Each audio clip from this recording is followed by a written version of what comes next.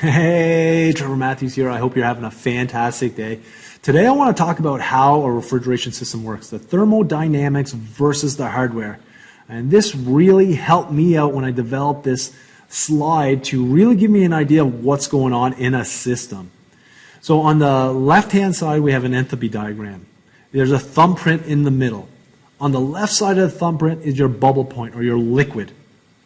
In the middle is two phases. You have liquid and vapor. You see the condenser and the evaporator in there. And then on the right-hand side, you have the compressor, which is the dew point, the vapor point.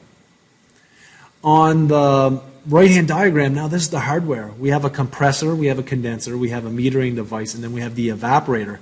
I'm going to walk through how this works. So as that compressor starts up, you have heat of compression. You go from A to B. At that discharge port, that's the hottest point. Anything past that is de-superheated.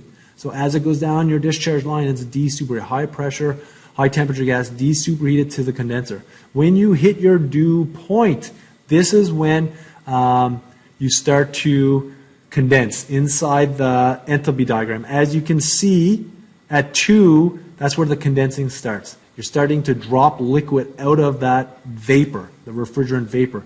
As that fan blows across the coil, rejecting the heat, you start to get more and more condensation happening, condensing happening. And by the time you hit that bubble point, this is where your subcooling begins, when you have full column of liquid.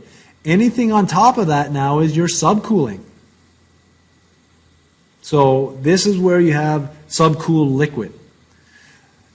From there, you go through your metering device. You have that pressure drop, which pulls you back into the two-phase.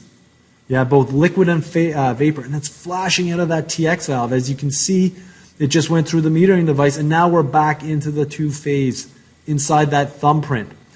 That evaporator's blowing air over the coil, and what it's causing is causing that refrigerant to boil. So by the time it hits that dew point again, you hopefully will have no liquid left, and now here's your superheat from 5 to A, because you want 100% vapor going back into the compressor. Hope this gives you kind of a quick idea on how a refrigeration system works. I would love to hear comments below on the diagram here if you have any questions. My name is Trevor Matthews. Let's get a conversation going.